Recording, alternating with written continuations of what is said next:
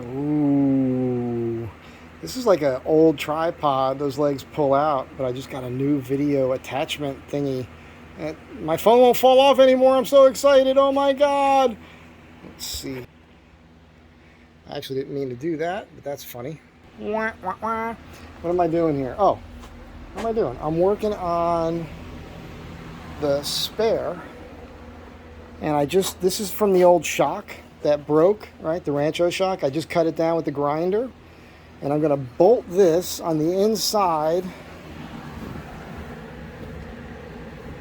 of here, more forward, as a spacer to push the tire in that direction more. And I'm hoping to get it far enough out that way where it'll register the tire so it'll lock it back more and over more. That's the goal. So stay tuned for that.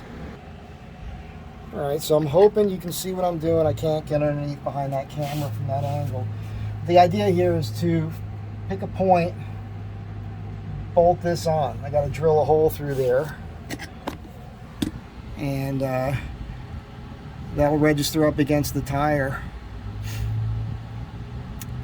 You have to do it this low. I could do it up here, but then what happens is the tire hits this, and I don't think that's far enough over. I kind of wanted to hit this, which means it'll hit maybe a little bit of the bolt that's here, but that's like the very corner edge of the tire, so I don't think that's going to hurt anything. And the bolt that I'm going to use is right here. So this is the old shock mount bolt. This is why you save things, people. This is why you don't just throw things in the garbage, because this is useful. And again, this piece here that I took off the old Rancho shock is useful now. I knew it would be useful for something. Took about 4 inches off the end of that. I didn't want it to protrude down beyond the tire when it's on there. You could rotate it, which I may do. So let's see what happens next here.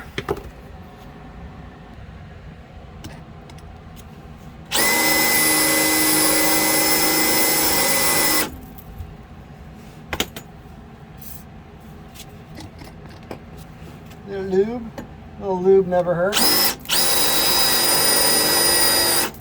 There's a bolt on the back side here. I have to move it forward that way, so when I put this through, it doesn't interfere with the bolt that is up into the frame there.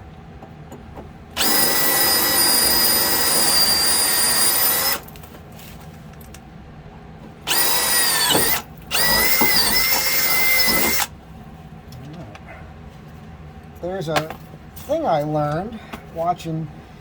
Imagine learning something from watching YouTube, but I learned this trick with these Makitas and all screw guns. When you tighten this thing down, if you turn the chuck backwards, it's supposed to like lock.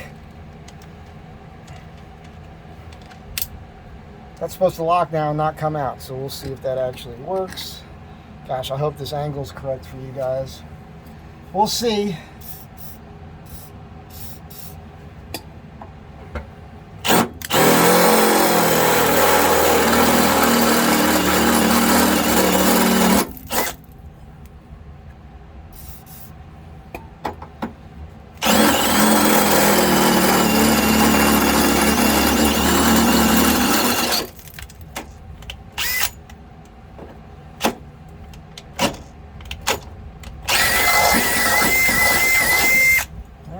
By the way, these are the Harbor Freight Hercules bits, and I've used this one right here to drill through steel probably a dozen times already, and it's still cutting great. I know people want to knock the Harbor Freight stuff, but I got to tell you, it hasn't been hurting me at all. So here's the idea.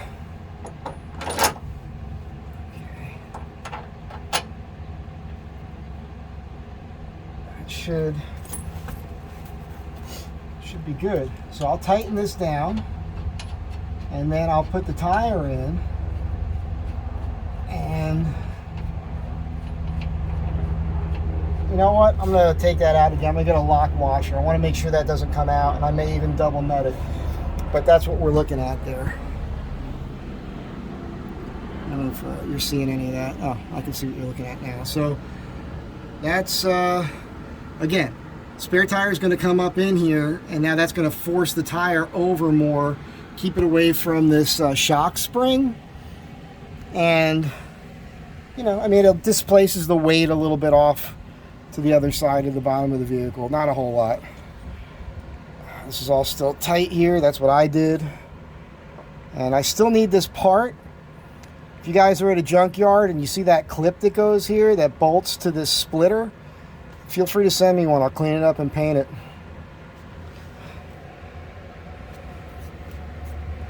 Just inspecting things here. Oh, those are the washers I put in, right?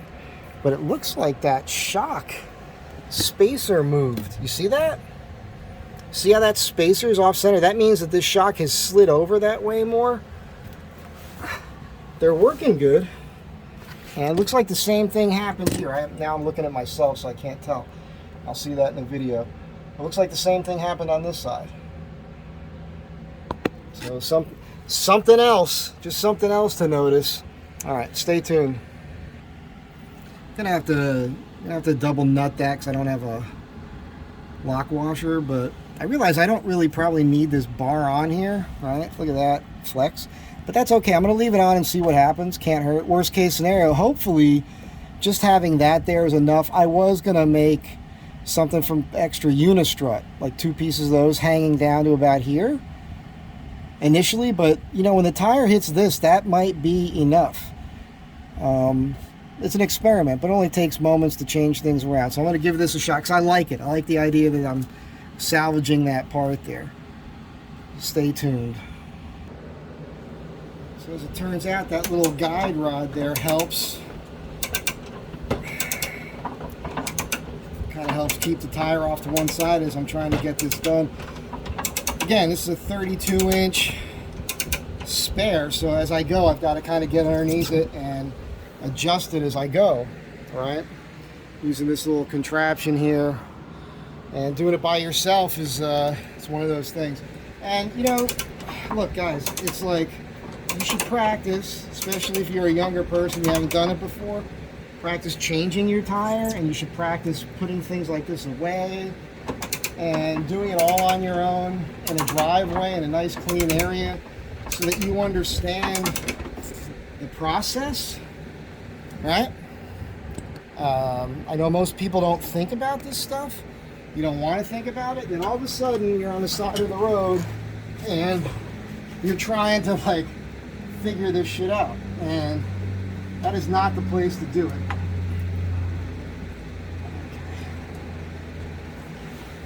Oh yeah, this is pretty. Okay.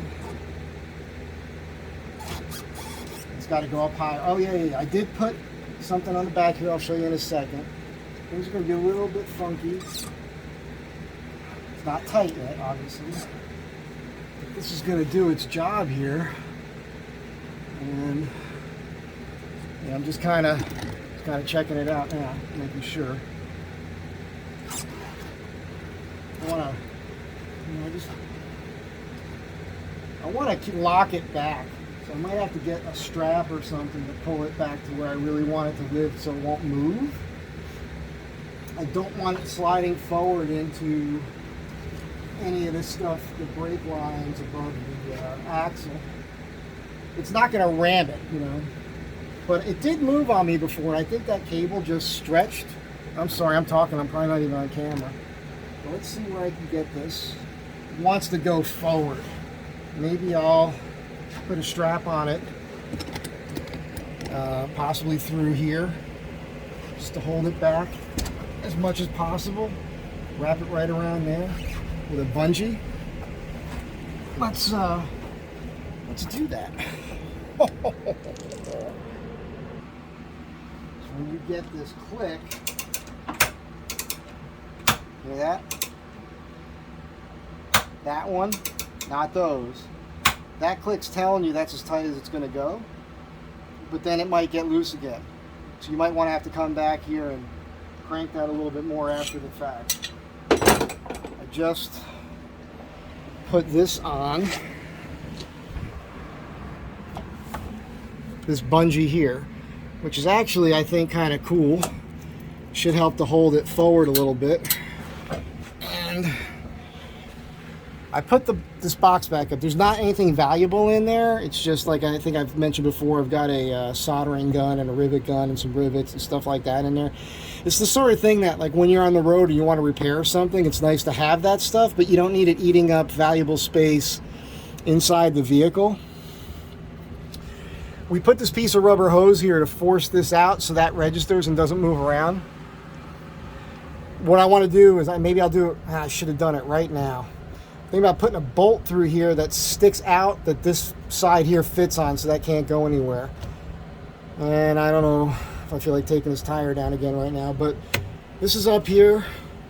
Just check our clearances. So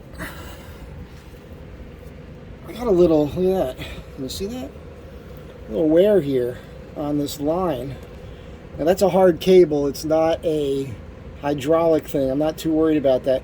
And I'm wondering if that was being pushed by the tire before into something, and that might be the case before I did all this craziness.